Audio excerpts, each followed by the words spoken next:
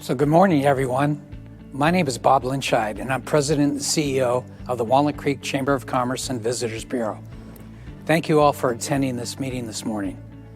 I want to begin by thanking F&M Bank for being our presenting sponsor for today's State of the City. I'm honored and grateful to our board chair, Margot Stanford, from F&M Bank for her leadership and investment in the mission of the Chamber.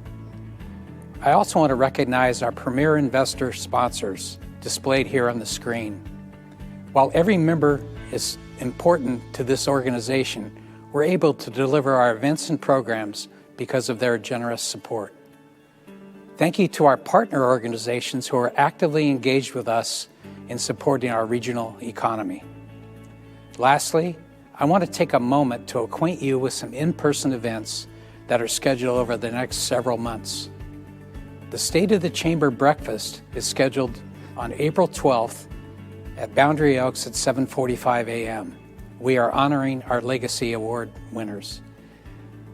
Leadership Contra Costa begins another series in September of 2022, and applications are now available on the website. The 39th Annual Art and Wine Festival at Heather Farm Park is scheduled for the weekend of June 4th and 5th.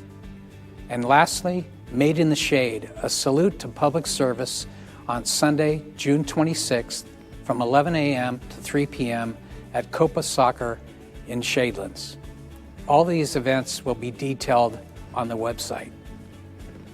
So let me now turn over the next portion of the agenda to our board chair, Margot Stanford. Margot is the Vice President of F&M Bank and is the current board chair of the Chamber. She is deeply committed to civic engagement and is focused this year on reimagining the Chamber during her term. She's a graduate of Leadership Contra Costa and currently serves as board chair for STAND, Families Free of Violence. Margot is also on the board of East Bay Leadership Council. Take it away, Margot. Thanks, Bob. And good morning, everyone.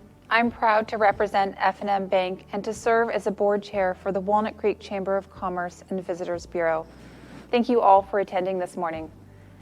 If you are viewing via Zoom and have a question for Mayor Francois, submit them through the Q&A feature at the bottom of your Zoom screen. We will facilitate the questions through a dialogue between the mayor and our moderator, Matt Guichard, immediately following the mayor's State of the City message. I want to express my appreciation to Mayor Francois and the members of the Walnut Creek City Council. We share the fundamental belief that when businesses succeed, our community thrives.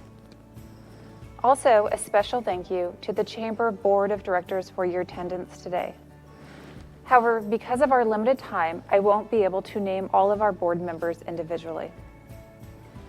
Now, it is the Chamber's honor to introduce Mayor Matt Francois for the State of the City message.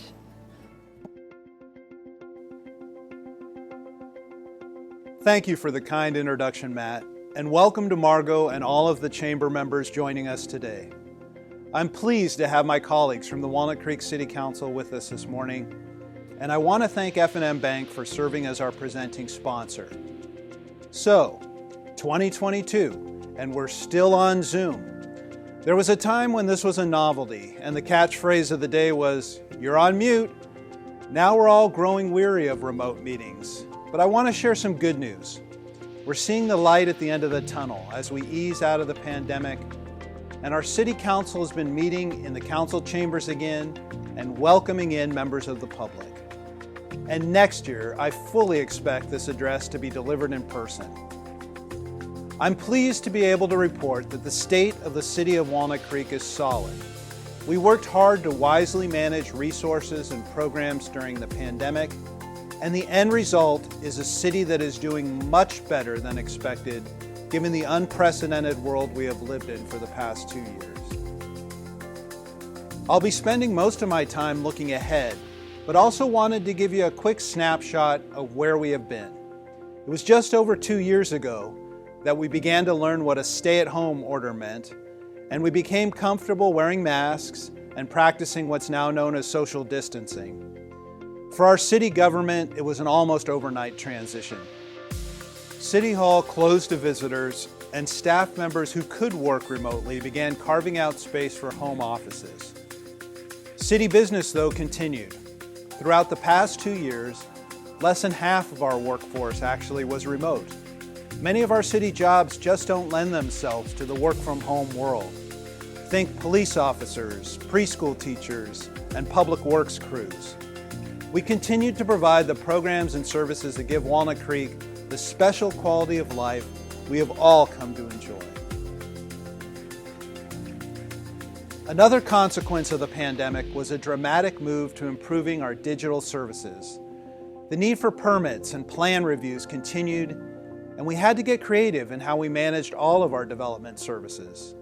The modernization of our service delivery continues as we look for ways to make it more convenient for all of our customers to get permits and approvals from the city.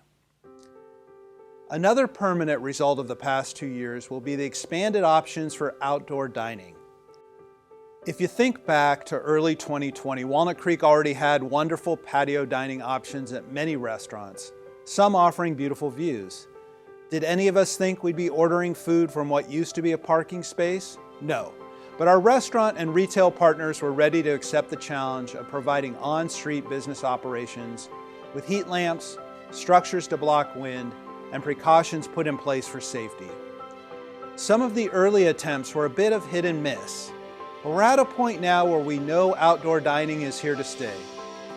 Later this spring, our council will be considering how to formalize the process with permits and guidelines to ensure safety and the high-quality design standards Walnut Creek residents have come to expect.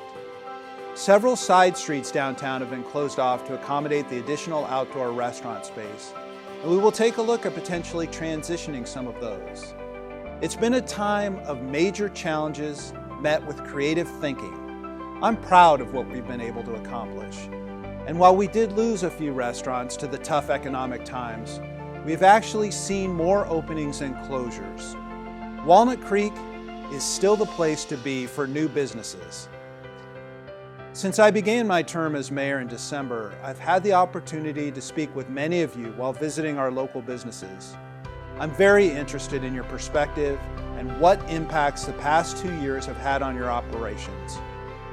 We have employers big and small in the city, each providing value to our community, and it is important for the city to listen to you and hear your needs and concerns directly. In fact, the city is embarking on a listening tour this spring as we gauge needs and priorities from our residents and businesses. Stay tuned for more details coming soon. I also want to update you on work underway tied to our City Council's 5 strategic priorities.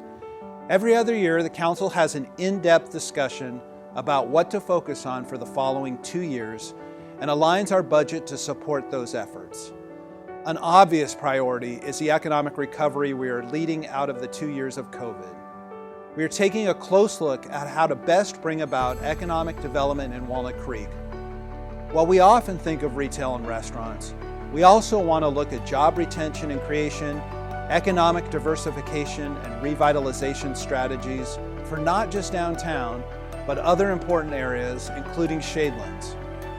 We know there have been shifts in use of office space, renewed interest in flexible work schedules, and other issues that will impact our economic outlook in the years ahead. We need to ensure that city plans and codes reflect this new reality. Another focus has been to ensure Walnut Creek provides a sense of belonging for all of our residents and visitors. I'm happy to say that the city has created a community task force dedicated to the goals of enhancing our diversity, equity, and inclusion. Along with Councilmember Wilk, I sit on that task force and am inspired by the discussions that have taken place with Walnut Creek residents who are equally committed to this topic. We also have an internally focused DEI team that is looking at our city policies and practices and how we can improve our outreach to underrepresented communities. The city is also continuing efforts in achieving our environmental goals, with an update underway of our Climate Action Plan. We'll continue to remain a leader in reducing greenhouse gas emissions, encouraging alternative transportation, and protecting our open space. Public safety and social wellness have been top of mind as priorities for Walnut Creek residents. After the November organized smash and grab theft at Nordstrom, our council quickly added funding for additional law enforcement resources.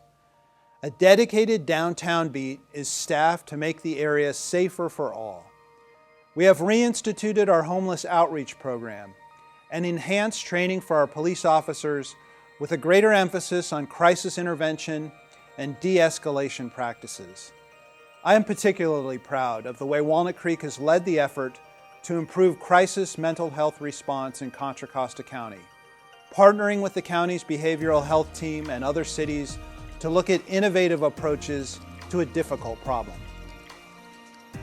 Our final priority focus is on the infrastructure and facilities throughout Walnut Creek that need attention. Our community centers, the Clark Swim Center, and other well-used locations are nearing the end of their original lifespans and need attention. We have always planned for major projects to have a strategy and identified funding source, and these needed renovations and replacements will be no different.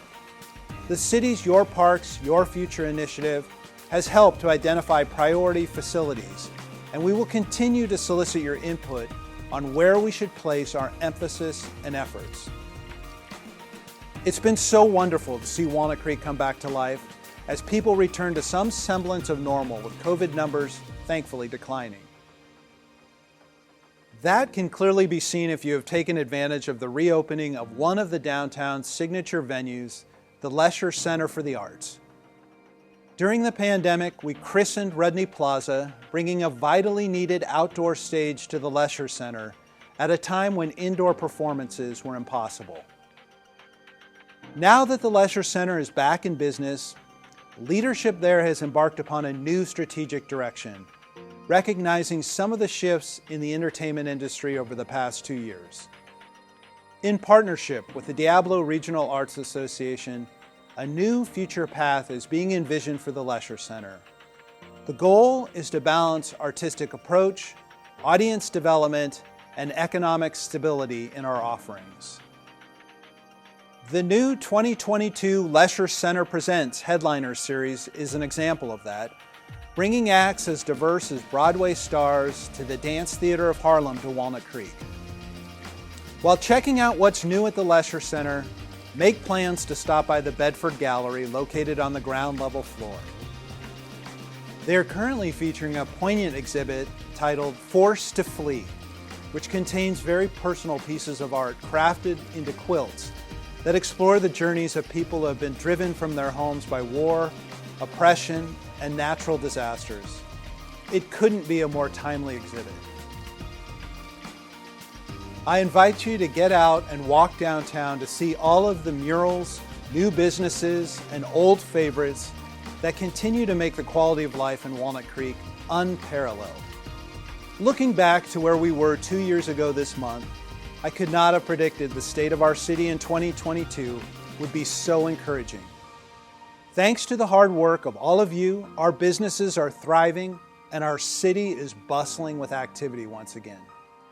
My thanks to the Chamber for inviting me here today to share my thoughts with you, and I'm looking forward to continuing our strong partnership and answering any questions that you may have. Good morning, Mayor Francois, and thank you for that informative and inspiring presentation. I like the sound of that, Mayor Francois. I'm kind of partial to Mayor Matt, but for obvious reasons. But tell me about it. How does it feel to be the mayor of this jewel of the city of Walnut Creek?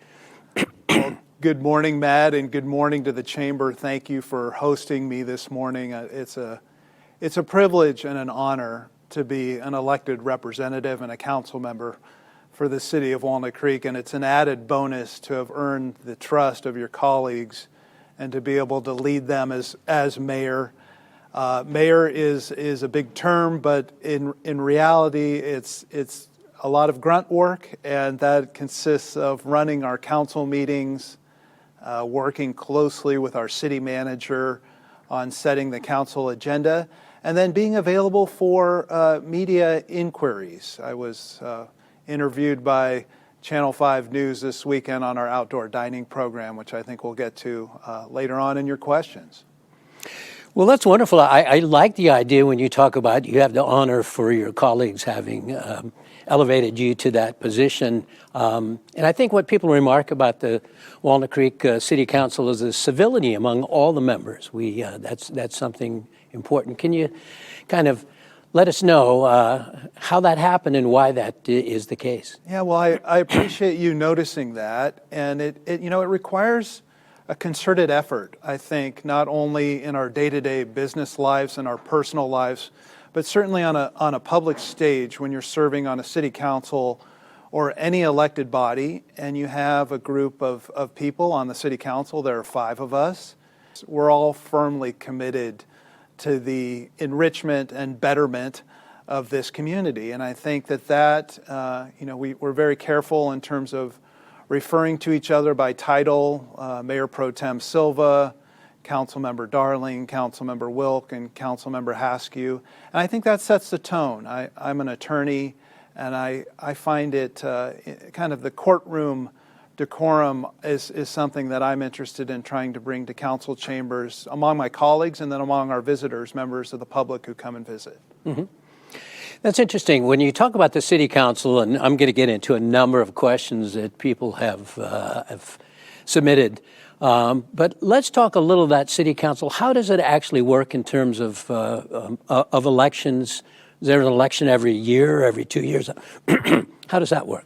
There are 5 of us on the council, and there's an election every 2 years. So this year, 2 seats will be up for election. In 2 years, the other 3 seats will be up for election. So there's some uniformity and consistency as a result of that not all 5 seats are up every 2 years.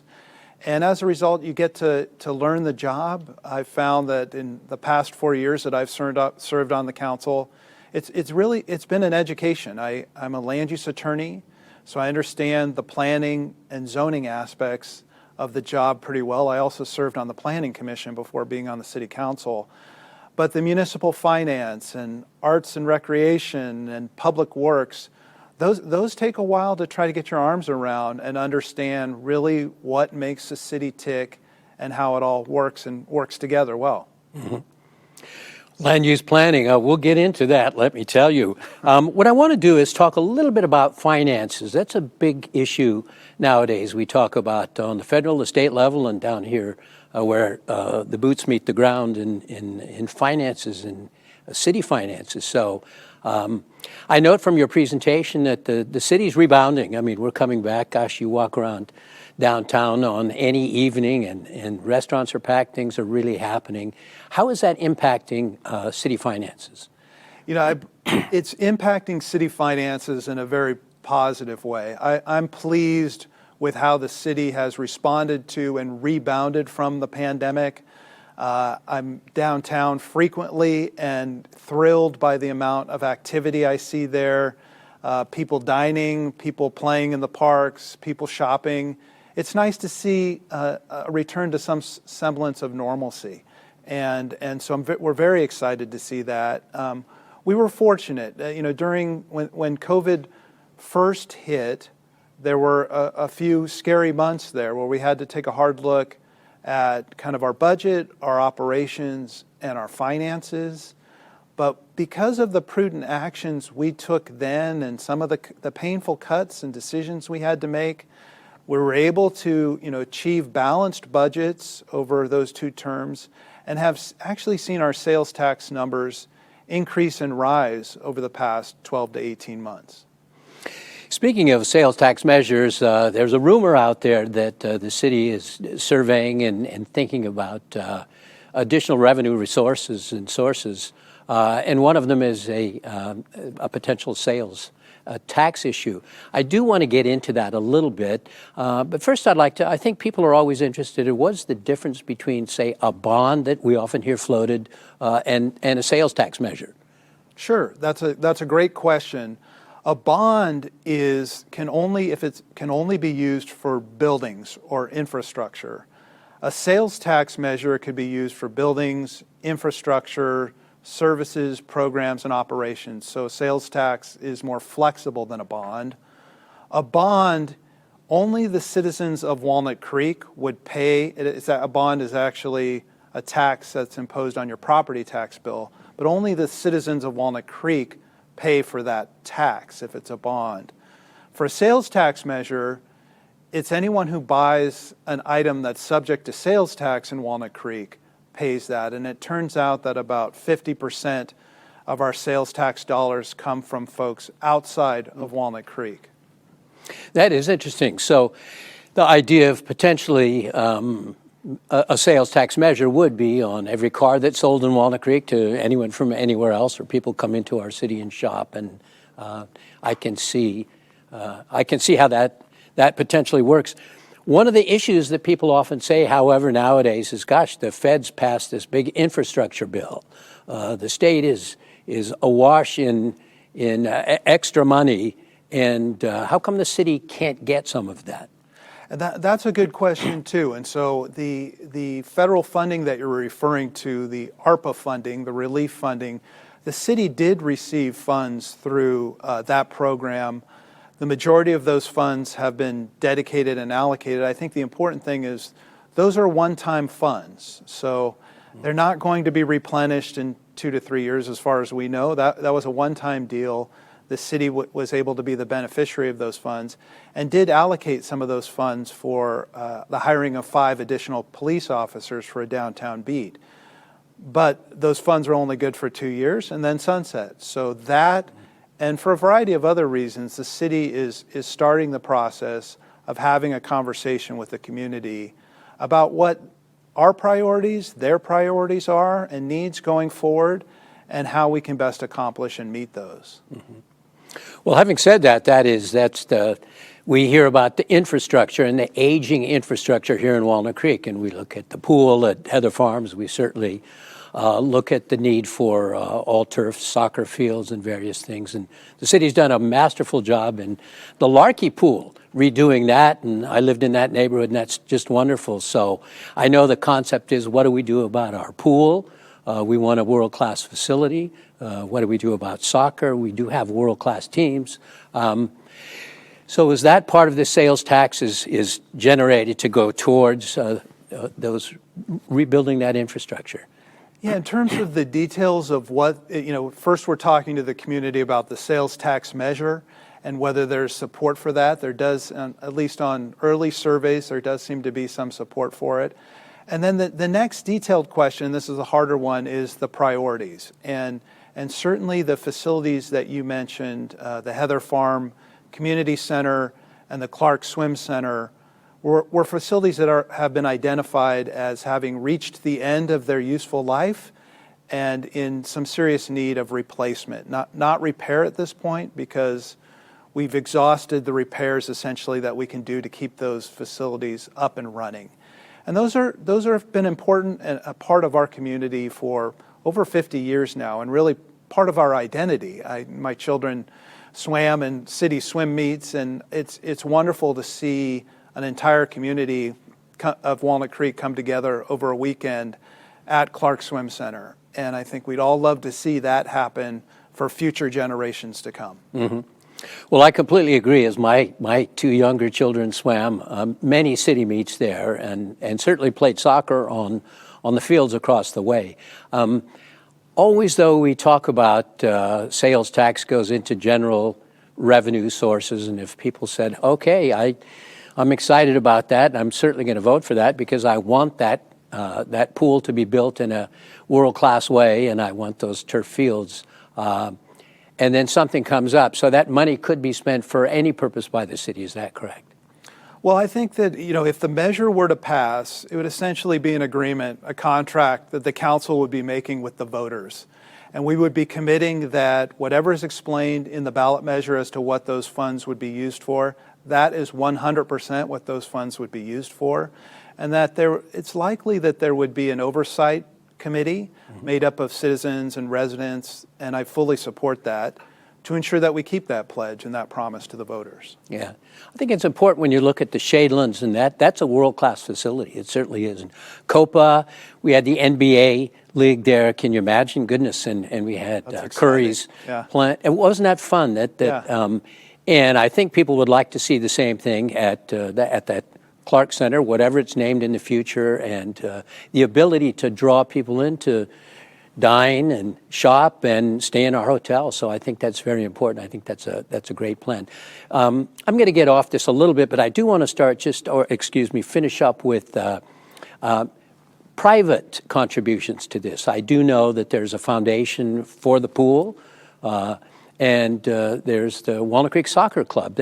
Those entities are very interested in the improvements that you just spoke about, and how are they engaged with the city in that? Well, they're fully engaged, and I appreciate you asking about that. The council, when we were going through the Your Parks, Your Future discussions, identified priorities, and one of those priorities was to ensure that there was a private commitment to fundraising for priority facilities. And so the Walnut Creek Aquatics Foundation and the Walnut Creek Soccer Club have both actively come before the city and said they want to participate. They're committed to helping fundraise for those facilities and to see them be built and for their members to be able to benefit from them. It's really no different than the group that came together to fundraise for the new library downtown. And I think that also is a way that we demonstrate to the voters that the city is being fiscally responsible and prudent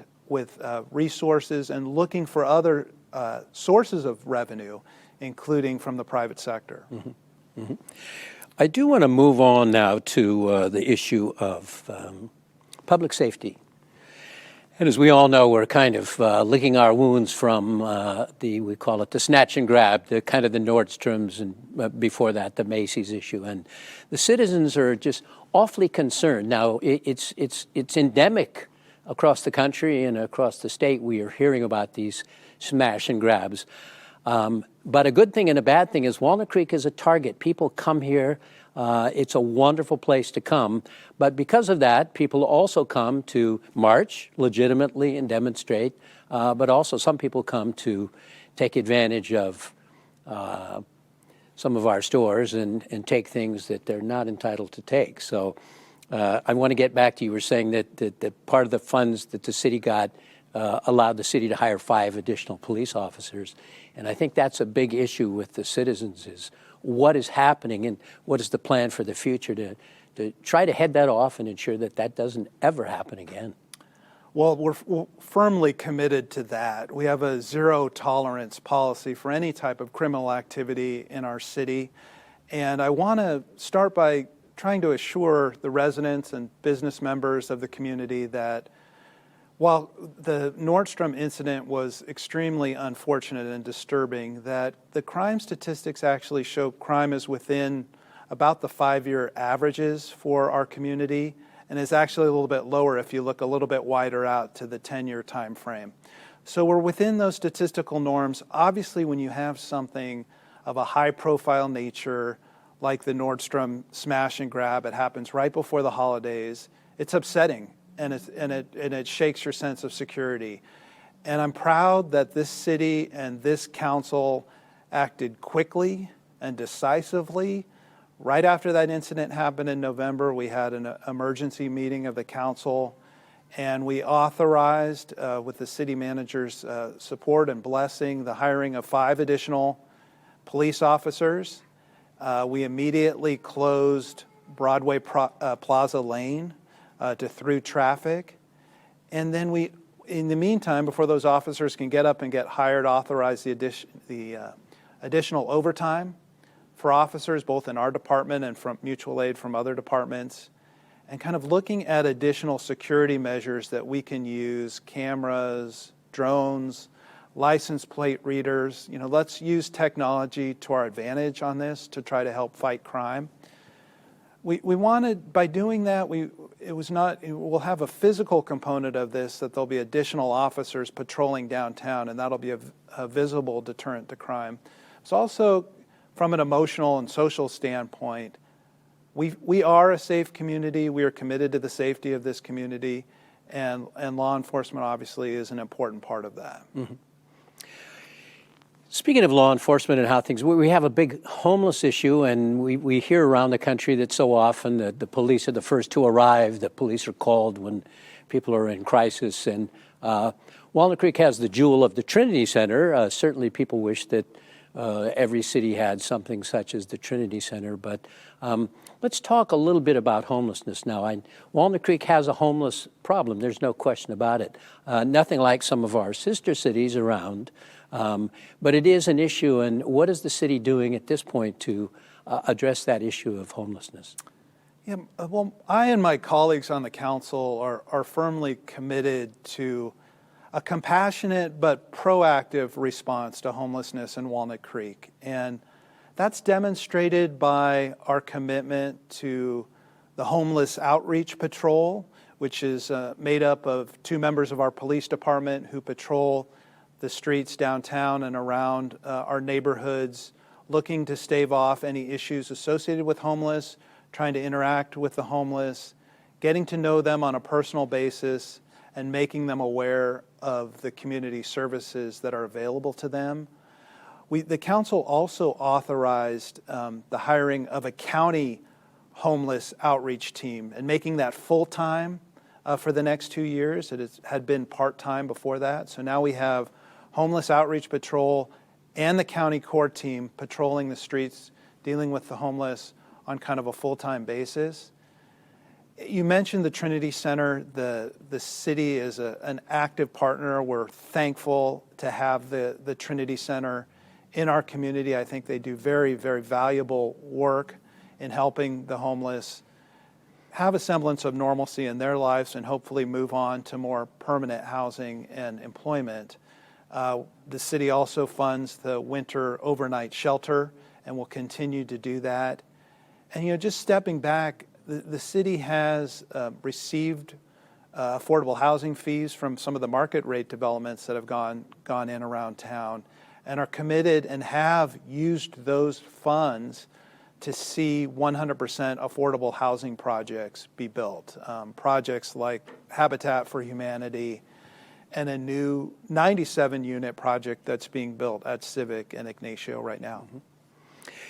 Well, that brings up so many questions, but the interesting thing is I want to stay a little bit on the homeless issue and the issue of so much of it is not just homeless when we see people around Walnut Creek, particularly people that have been here for a long time that are homeless, but some profoundly mentally ill people. And the issue isn't simply building housing for those people. And I think when you were talking about the homeless outreach and this work with other cities in the county, how is that working when it comes to dealing with those people that are just really profoundly ill? You just see them and understand it. Difficult to put them into housing. And that's a good question. Mental health is a key component. It's integrally tied to the homeless problem. And the county, with the city's help and the help of other neighboring cities, has formed an A3 program. Anyone, anywhere, anytime can access behavioral health services from the county. And the county is in the process of ramping up an existing program to make it 24/7, that there will be a call number for someone that's in crisis that can call. Someone on the receiving end, the call center is called the Miles Hall Community Crisis Hub. Someone at that center, which is active now, it's not 24/7 yet, but it will be, ideally by June of next year. Someone on the receiving end will receive that call, triage the call, and send an appropriate response. It could be a crisis counselor, it could be an emergency medical technician, and it often will be a law enforcement person. And the city has, in addition to the county's A3 program, which is up and running now and will be expanded to full-time. The county's using Measure X dollars to fund that by next year.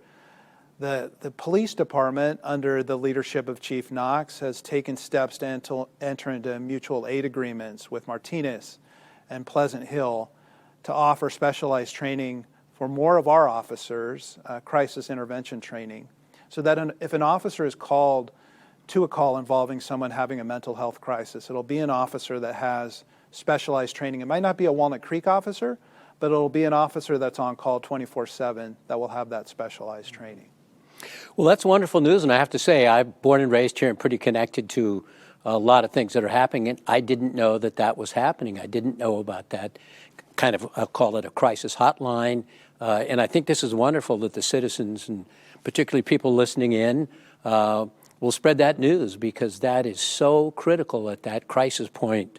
Who do you call? Who can come out? And I think, for the most part, people call the police department, call 911 initially. Nice to know that the police also have some help and people that are trained. I think it's going to be transformative, and I think it's an issue that we as a society and have not handled well for many years, and I think this is part of the solution. I'm really encouraged by the progress that the county has made on this program. For those of you who are interested, there was an update given by the County Health Services Department in January. It's on the county's website, and you had Supervisor Mitch Anderson speaking, and Congressman DeSaulnier. And there's a whole coalition of people that are very committed to addressing the problems of homelessness and mental health and illness in our community. They say that 1 in 5 people in our community are affected by mental health. And so it affects really every family in Walnut Creek. Certainly does, certainly does. Well, talking about housing, let's talk about that number that we've heard, 5,800, and that certainly sticks in the craw of a lot of people, because people are saying that, goodness, Walnut Creek was way out ahead of that. We're building units near our BART station. We're way ahead, and why are we all of a sudden being forced to put up 5,800 units of housing? Could you address that and let us know how many of the housing units that are being built or in the pipeline make up some of that 5,800?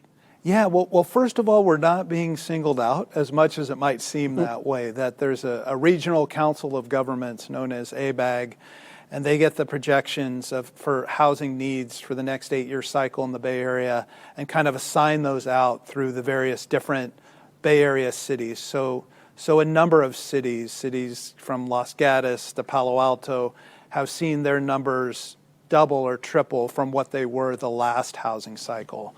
And our number has increased as well. Where I would say Walnut Creek is in a better situation than a lot of other communities is we haven't had our hand in the sand on this issue, that we have been proactive for many years, dating back to my time on the Planning Commission to now on the City Council, to planning for housing in and around our BART station and downtown. And the beauty of that is that it puts housing near transit. It keeps the impacts of potential new growth and development out of our neighborhoods and out of the open space, and also doesn't add to congestion on Ignacio Valley Road. So as a result of those efforts that our planning staff and Planning Commission and City Council have done over a number of years, we're well positioned to meet that number without having to rezone or rechange any areas really substantially in our city. And I just add on to that too, that we are a creative city and council. We are committed to trying to do things differently than we've done in the past. I think if there's anything the pandemic has taught us, it's that we don't have to do things in business exactly the way we did before it. And in some ways we can do it better and more efficiently. Outdoor dining, I think, is a good example of that. But another is a site like the Toyota dealership. And when the owner of that property approached the city and said, hey, we're committed to remaining in the city with selling cars and servicing cars, but we'd also like to be more creative and efficient in terms of how we use these 6 acres of land we own, and are interested in considering adding housing to that site. Well, that's something that the City Council embraced conceptually. The devil's a little bit in the details. We have to see that the plans have to go through the commissions, but it's something that the city said, yes, we're saying we go through the gate and continue studying that, because those types of ideas can even add to the housing numbers that we're already in a good position to meet. You know, that's interesting, that car dealer issue, because people often talk about we have a model of Tesla and we have a little shop downtown, and you go in and look at 3 or 4 cars, but really you go on a computer. And people are saying that's the future, and certainly our Toyota dealership owner here is recognizing that, because the idea is out Main Street all the way out to Geary, we've got a number of car dealerships with lots of acres. And I think the future is going to be that those acres aren't going to be filled up with cars. They're going to be open for the development by those dealerships or the city or for whatever. And I like to say, and perhaps I'm giving a speech here, is we actually have 2 BART stations in Walnut Creek. And that those 2 transportation hubs and mitigating the traffic, as you've told, for development out in that direction is certainly an important thing. The city looking at that, and we do the North Downtown specific plan and then the West Downtown specific plan. And looking at the BART stations, both BART stations, as hubs of transit, we've noticed, or I've heard, that while BART ridership was certainly extremely down due to the pandemic, with rising gas prices and the feeling that the pandemic is maybe a little bit in abeyance at this point, that people are feeling safer to return to public transit. I myself rode BART home from the city last night and felt safe and secure. Everyone was mostly masked, and it was a pleasant experience. That's great. Well, speaking of development and economic development, that's a really big thing in the city, and there we've had Measure A years ago. We've had a number of things. We're having lots of development, and the economic development plans, as you talk about, for the city. I guess the issue is what we need is to bring in more businesses, because we have lots of restaurants, we have lots of things, and they can't just feed people on the weekends when they come to shop and go to our wonderful leisure center. We need people during the day going to our restaurants, and therefore we need businesses and business people. And of course the concern is somebody who works at one of the downtown retail stores brings her bag or her lunch in a bag and doesn't necessarily eat downtown. So what's kind of the plan for the future to bring in, not housing now, we're talking about businesses, and businesses that can employ our children, employ us, and get the city thriving from that perspective? Well, economic development and COVID recovery is one of the council's 5 top priorities for this year. And we're making progress on that front. The outdoor dining that we've supported, the additional public art downtown, but also importantly, we've commissioned some important studies to see where we are on 2 key areas, on the retail front and the office front, because both of those economic sectors are changing dramatically and could potentially change even more in the future. So we want to really understand what the future of retail looks like and what the future of office looks like generally, but also specifically in Walnut Creek. And so, guided by the results of those studies, which we should be receiving this spring, the city is committed to updating its economic development strategic plan, which was adopted in 2018. And fine-tuning that so that it reflects these new economic realities. You mentioned this auto sales, and that's a good example of a market that is changing from the old school sell on a big lot with a bunch of cars in storage versus the Tesla model. And we're all committed to making sure that our city codes and plans reflect the new reality, and that we're being proactive in that front, so that if we're approached by the next Tesla or a competitor of Tesla, that they're able to come into Walnut Creek and open business in a relatively short period of time. You mentioned the downtown and kind of the parklet issue, and I want to say one of our downtown visionaries, Brian Hirahara, as often talks about kind of the European flavor that he likes here in Walnut Creek, and we certainly have that, and his businesses have reflected that. But that gets us to this parklet issue that people just love. They really do. This is that kind of European flavor. But a little bit of a concern all of a sudden now as people are hearing, we're going to have to make them more permanent. There's potentially going to be a higher cost, and that may discourage some people. So tell the audience a little bit about what that new plan is and the issues related to revenue and all with parklets. Well, the city and the city council are firmly committed to seeing outdoor dining continue on a permanent basis in Walnut Creek. We've had several meetings on that topic over the past few months, and we'll continue to have discussions going forward.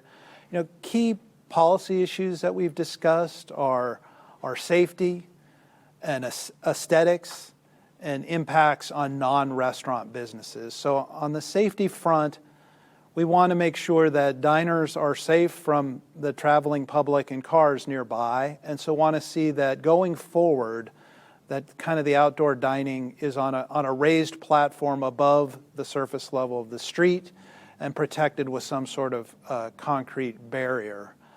On the aesthetics front, I'm proud that we acted quickly to allow restaurants to engage in outdoor dining. It was a lifeblood for many of them, as I think they'll acknowledge.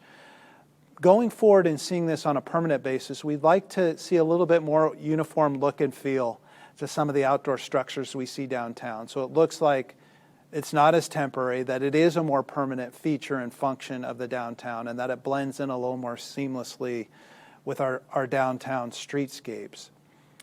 And then another issue, a learning lesson we had from the temporary program, the rebound program, was how do we achieve the right balance between restaurants and retailers that are often located side by side. And I think the council has determined that the right balance is to make sure that any outdoor dining going forward is really confined to the restaurant space and doesn't bleed over in front of and take up potentially parking spaces in front of a neighboring retailer. On the cost front, that is true. For the past 2+ years, the rebound program and outdoor dining has been provided on a free basis. It was about 150 parking spaces at one time. I think we're down to about 100 spaces now. And just as a point of comparison, there are 10,000 parking spaces, public and private, downtown. So 100 of those are currently being used for outdoor dining. And that's obviously a public space that's being used for a private purpose. And so we want to make sure that we're being fair and equitable on that, and also making sure that the city is being made whole. On average, pre-COVID, each parking space would generate about $7,000 a year. Wow. For the city. Wow. That's amazing, each one. Well, when you go back and look at the kind of the hit to the budget when we were thinking of, I always think of the purple poles and all, but during a period of time, there was no collection of parking meter revenue for some significant period of time. And then we think of the parking meters that are blocked because of parklets. What kind of a hit did the city take? Can you give us an estimate over that time? I don't have a specific figure, but I would estimate that it's in the range of between $500,000 to $1 million a year. Not insignificant then. No. So with respect to the parklets, though, we also have some streets that are partially blocked off. So we think of Bonanza Street, and people love to go down to those restaurants and all along there. And how is the new plan? What's the vision for, or is there a vision for keeping some of those streets partially blocked? Well, there is, and we had a conversation kind of stepping back in terms of, we gave feedback on kind of the security measures and the look and feel of the outdoor structures to staff, and those design guidelines are being developed right now. But we asked ourselves, did we want to close any streets to through traffic? Did we want to make streets one way? And the council decided that not right now, that we like the way the traffic circulation flow is going through downtown. We've demonstrated through the rebound program that you could successfully have outdoor dining and cars traveling up and down Main Street and Locust Street without a huge impact to either, that it's worked pretty seamlessly. On Bonanza Street, that's one area where we've decided to kick the ball a little bit down the road and revisit that issue because it didn't seem like a pressing front burner item that we had to decide right now. Mm-hmm. Mm-hmm. You know, there are so many questions, and people have, I'm going to mention at the end how we can still engage with some of those questions, even though we won't be able to get to them today. But I do want to talk about climate. That's a big issue with the city and with the citizens in many questions. And I know we have, I think, a task force or something, but tell me a little bit about how the city is dealing with the issues of climate and the future issues that they're thinking of. Yeah, climate change and sustainability is another one of the council's 5 top priorities and has been now for a few years. And we are actively engaged in updating the city's climate action plan and updating it to meet the state's 2030 greenhouse gas reduction goals and beyond.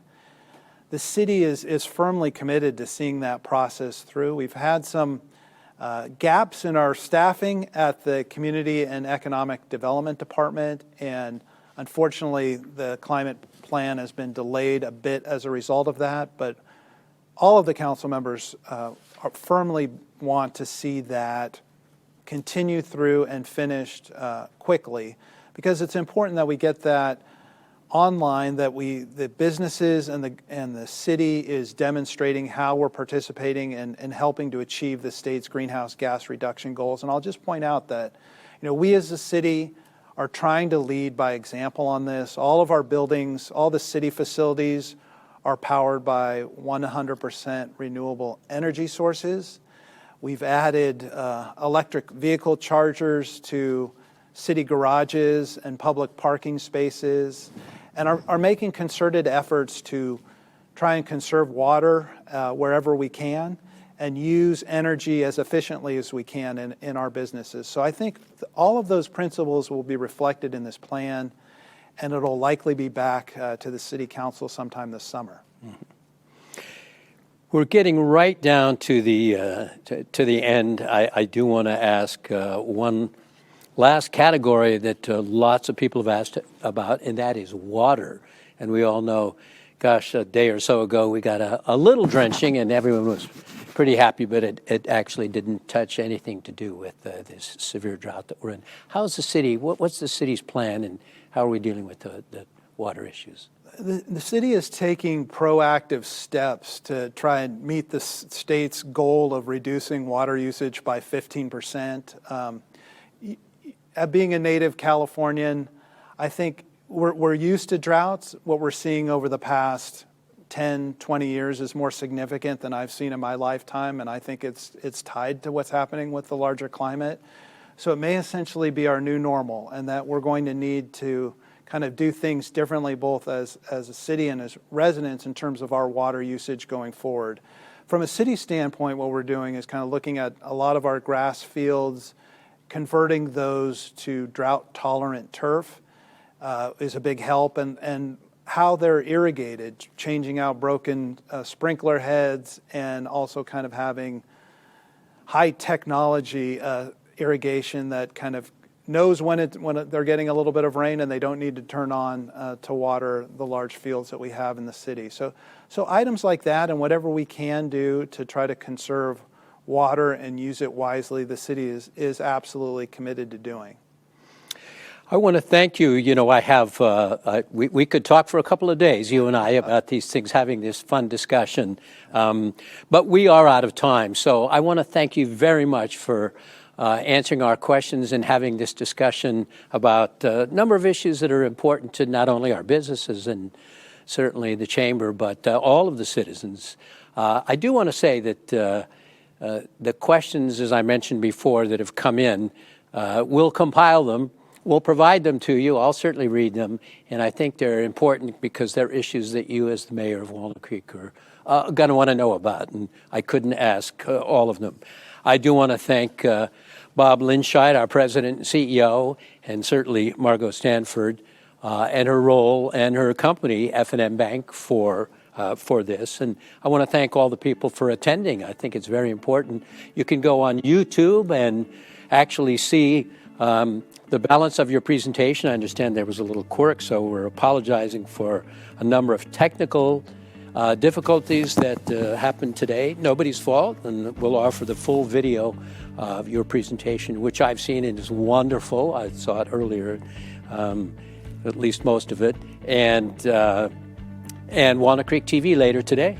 So thank you, everyone, for your patience, and thank you for your patience, and we're going to adjourn. It's been a pleasure. Thank you for having me. You bet.